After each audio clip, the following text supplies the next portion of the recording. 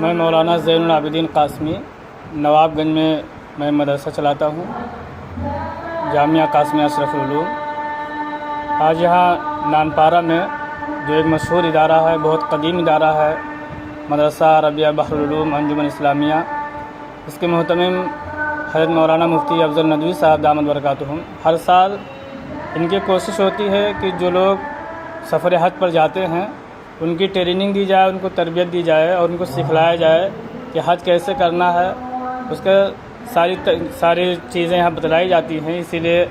علاقے کی جتنے بھی عازمین حج ہیں سب کو پہلے اطلاع کرتے ہیں، اس کے بعد بلاتے ہیں۔ ماشاءاللہ کافی لوگ یہاں تشریف لائے ہوئے ہیں۔ ان کو یہ سکھلایا جائے گا کہ آپ اپنے گھر سے لے کر کے اور پھر حج ہاؤس لکھنؤ، پھر حج ہاؤس سے آپ کو مدینہ منورہ جانا ہے، مدینہ منورہ میں کتنے دن رہنا ہے، وہاں کیا کیا کرنا ہے۔ مثال کے طور مدینہ منورہ میں ہے 8 دن کو وہاں پر رکھا جاتا ہے، اور 8 دن رکھنے کا خاص مقصد یہ ہوتا ہے کہ حاجیوں کو مسجد نبوی جو نبی کریم صلی اللہ علیہ وسلم کے دست اقدس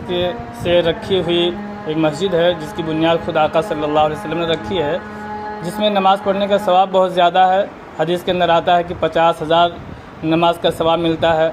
بعض حدیث کے اندر آتا ہے کہ 10,000 نماز کا ثواب ملتا ہے، اور ایک حدیث کے اندر یہ بھی ہے کہ جو شخص 40 وقت کی نماز مسجد نبوی کے اندر پڑھتا ہے اس کو نفاق سے بری ہونے کا اور جنت سے بری ہونے کا پروانہ مل جاتا ہے۔ تو اسی فضیلت کو حاصل کرنے کے لیے حاجیوں کو 8 دن مکہ مدینہ منورہ کے اندر رکھا جاتا ہے، تاکہ 8 دن کے اندر 40 وقت کی نمازیں ادا کر لیں اور ان کو فضیلت مل جائے۔ اسی طریقے سے مسجد نبوی کے علاوہ اور بھی بہت سی تاریخی اور قدیمی اور بابرکت مسجدیں ہیں، مسجد قباء ہے، مسجد ذوالقبلتین ہے، اس کے علاوہ اور بھی تاریخی جگہ ہیں، وہاں کے لوگ زیارت بھی کرتے ہیں۔ جنت البقیع ہے، وہاں بہت سے بڑے بڑے اکابر صحابہ اور صحابیات، خود حضور اکرم صلی اللہ علیہ وسلم کے بہت سے ازواج مطہرات بھی وہاں پر مدفون ہیں، ان کی قبروں کی زیارت بھی کی جاتی ہے، ایصال ثواب کیا جاتا ہے، روضہ رسول صلی اللہ علیہ وسلم پر صلاۃ و سلام پیش کیا جاتا ہے۔ مسجد نبوی کے اندر ایک خاص جگہ ہے جس کو ریاض الجنہ کہا جاتا ہے، یعنی جنت کی کیاری، جس میں نماز پڑھنے کی بڑی فضیلت ہے، وہاں پر حاجیوں کو نماز پڑھنے کا موقع دیا جاتا ہے۔ اسی طریقے سے ایک چبوترا ہے جس کو جو ہے صحاب صفہ کے نام سے یاد کیا جاتا ہے، صفہ و چبوترا ہے، جہاں پر کچھ مختصر سے صحابہ جو دن رات علم حاصل کرنے کے لیے وہیں پر موجود رہا کرتے تھے، تو وہاں پر بھی جانے کا موقع ملتا ہے۔ تو یہ مقصد ہوتا ہے جو ہے مدینہ منورہ کے اندر 8 دن رکھنے کا۔ پھر وہاں 8 دن جب پورا ہو جائے گا، 40 وقت کی نمازیں پوری ہو جاتی ہے، تو پھر وہاں سے حاجیوں کو بس کے ذریعے سے مکہ مکرمہ لے جایا جاتا ہے۔ اب کیا وہاں کام ہوتا ہے، تو یہ ساری چیزیں یہاں پر بتلائی جائیں گی کہ مسجد مدینہ منورہ سے آپ کو لے جا کر کے یعنی مدینہ منورہ کے باہر ایک جگہ ہے، مسجد ذوالحلیفہ اس کو کہتے ہیں، وہاں سے احرام باندھا جاتا ہے عمرے کا، اور عمرہ کے احرام باندھنے کے بعد بس کے ذریعے سے مکہ مکرمہ میں پہنچیں گے۔ وہاں اپنی بلڈنگوں کے اندر جو ان کو رہنے کے لیے دیا جاتا ہے، وہاں پر اپنے سامان رکھیں گے، تھوڑا آرام کریں گے، پھر وہاں سے نکل کر کے اور حرم شریف جائیں گے، وہاں عمرہ کریں گے۔ وہاں پر کیا ہوگا کہ سب سے پہلے حرم شریف پہنچیں گے، خانہ کعبہ کی زیارت ہوگی، اور خانہ کعبہ کا 7 مرتبہ طواف کریں گے۔ 7 مرتبہ طواف کرنے کے بعد پھر 2 رکعت واجب الطواف پڑھیں گے، پھر باب الصفا سے نکل کر کے صفا پہاڑی پر جائیں گے، اور صفا اور مروہ کے درمیان 7 مرتبہ سعی کی جاتی ہے۔ سعی کرنے کے بعد میں پھر سر کا حلق کرایا جاتا ہے، یا سر کے بال جو ہے کٹوائے جاتے ہیں۔ تو یہ عمرہ کا طریقہ ہے کہ عمرہ میں 4 چیزیں ہیں، پہلے احرام باندھا جاتا ہے، پھر طواف کیا جاتا ہے، پھر صفا اور مروہ کی سعی کی جاتی ہے، اس کے بعد حلق یا قصر کرایا جاتا ہے۔ یہ 4 ارکان ہیں عمرہ کے اندر۔ اب حلق یا قصر کرانے کے بعد اب احرام کھل جاتا ہے، اپنے کپڑے میں آ جاتے ہیں۔ اب پھر مسجد حرام کے اندر نمازیں پڑھیں گے، کیونکہ مسجد حرام کے اندر نماز پڑھنے کا ثواب، ایک نماز کا ثواب 1,00,000 نماز کے برابر ملتا ہے۔ اب یہ کتنی بڑی خوش قسمتی کی بات ہوتی ہے ان حضرات کے لیے جن کو اللہ تعالیٰ یہ موقع نصیب فرماتے ہیں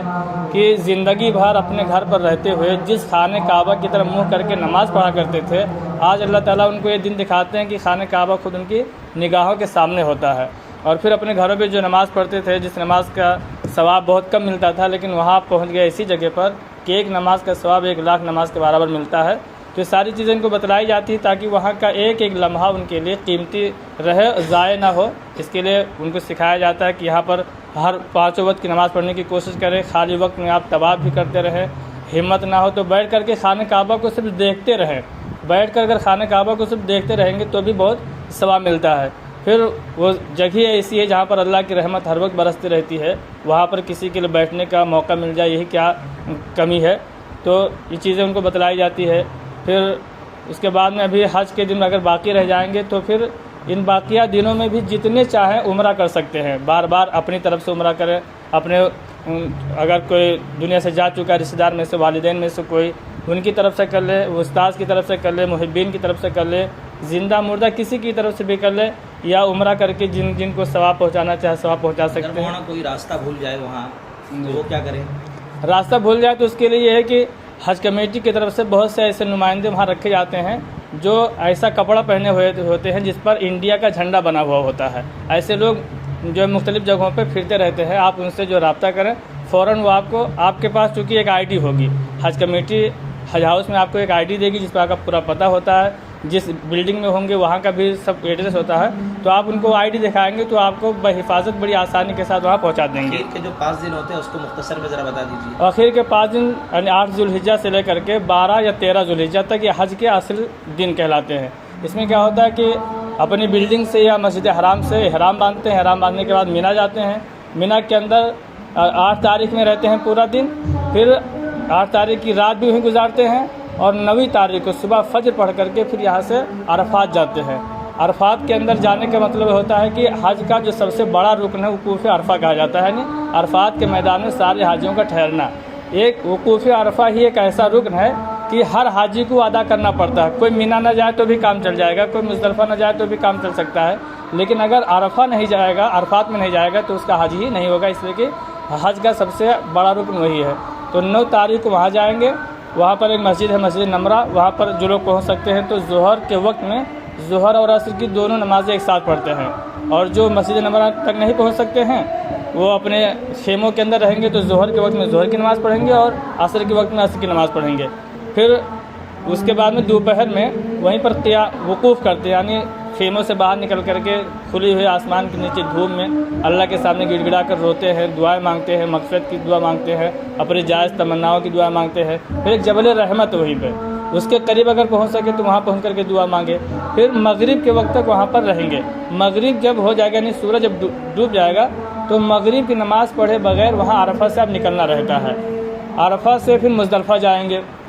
مزدلفہ کے اندر رات کے جس حصے میں پہنچیں گے وہاں پر اب آپ کو مغرب کی نماز پڑھنی ہے اور عشاء کی نماز پڑھنی ہے۔ اب جس وقت آپ پہنچیں گے مزدلفہ کے اندر تو مغرب کا وقت نہیں ہوگا، وہ عشاء ہی کا وقت ہوگا، لیکن اس وقت بھی آپ جو مغرب کی نماز پڑھیں گے وہ قضا نہیں ہوگی، کیونکہ سال کا ایک ایسا یہ دن ہے کہ جس میں عشاء کے وقت میں مغرب کی اور عشاء کی دونوں نمازیں ایک ساتھ پڑھی جاتی ہے اور ادا ہی کہلاتی ہے، قضا نہیں ہوتی ہے۔ پھر مزدلفہ کے اندر رات گزارنی ہے، وہیں پر صبح صادق کے بعد فجر کی نماز تک وہیں رہنا ہے۔ فجر کے بعد وہاں سے آپ کو جمرات کے لیے جانا ہے، یعنی 10ویں ذوالحجہ کو صبح جانا ہے جمرات۔ جمرات میں کیا ہوتا ہے کہ وہاں 3 شیطان کے جو ہے مجسمے بنے ہوئے ہیں، ان کو کنکری ماری جاتی ہے، تو 10 ذوالحجہ کو صرف بڑے شیطان کو کنکری مارنی ہے۔ پھر کنکری مارنے کے بعد واپس مینا کے اندر آئیں گے۔ پھر مینا کے اندر آنے کے بعد میں اب قربانی کی جاتی ہے۔ قربانی حج کمیٹی بھی کراتی ہے، لوگ اپنے طور سے بھی کرواتے ہیں۔ جب قربانی ہو جائے گی تو قربانی ہونے کے بعد اب سر کا بال کا حلق یا قصر کرائیں گے، اور حلق یا قصر کرانے کے بعد اب جو ہے پھر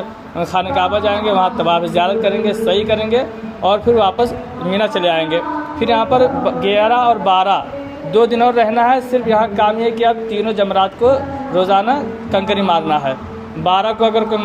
مار کر کے واپس مینا آنا چاہے تو اس کا حج مکمل ہو گیا، اور اگر کوئی چاہے کہ 13 کو مار کر کے جائیں تو بھی 13 کو رک سکتا ہے، 13 کو کنکری مار کر کے جائے، اور اب حج کا کام مکمل ہو گیا۔ اب جس کام کو کرنے کے لیے گئے تو مکمل ہو گیا۔ اب بعد میں اگر آپ کے لیے رہنے کا وقت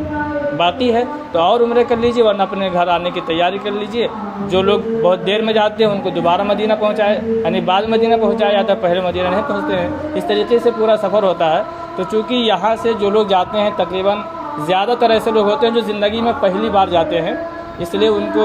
اگر ہم لوگ سکھائے نہ بتائے نہ تو بڑی پریشانی ہوتی ہے۔ اس لیے مدارس کے ذمہ داران اور علماء کی کوشش ہوتی ہے کہ ہمارے یہاں سے جو لوگ اس مقدس سفر پہ جا رہے ہیں کسی کا حج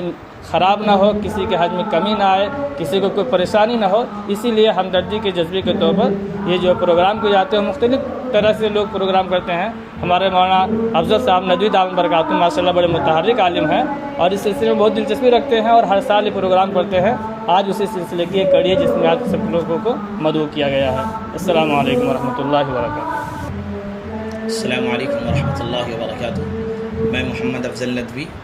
مدرسہ عربیہ بحر العلوم انجمن اسلامیہ سے آج 23 اپریل 2025 کو ہمارے مدرسے میں ایک حج تربیتی کیمپ کا انعقاد ہوا ہے، جس میں ہمارے حضرت مولانا سلیم صاحب قاسمی دامت برکاتہم العالیہ بابا گنج سے تشریف لائے ہیں۔ انہی کی سرپرستی اور صدارت میں آج کی یہ نشست ہے، اور ہمارے مہمان خصوصی ہمارے عزیز دوست جناب حضرت مولانا زین العابدین صاحب قاسمی جو نواب گنج سے تشریف لائے ہیں، اور حضرت مولانا امانت اللہ صاحب کالونی مدرسہ مظہر العلوم سے تشریف لائے ہیں، اور شہر اور اطراف کے جتنے حجاج کرام ہیں ان سب کو ہم نے دعوت دی ہے، وہ لوگ سب تشریف لا رہے ہیں، اور ایک کثیر تعداد الحمدللہ پہنچ چکی ہے۔ اور آج کی یہ نشست اس لیے ہے کہ حجاج کرام جو سفر پر جا رہے ہیں کیسے وہ اپنے حج کو انجام دیں، کس طریقے سے وہ اپنے تمام ارکان کو انجام دیں، کسی طرح کی پریشانی کو سمسیا ہو، کبھی انسان کو جسم سے بلڈ آ جاتا ہے، کپڑے میں خوشبو لگانے کا مسئلہ ہے، کئی طرح کے ایسے مسائل ہیں جو ان کو آج بتائے جائیں گے۔ اس لیے میں تمام عازمین حج کا شکریہ بھی ادا کرتا ہوں، اور تمام علماء کرام کو شکریہ ادا کرتا ہوں۔ السلام علیکم ورحمۃ اللہ۔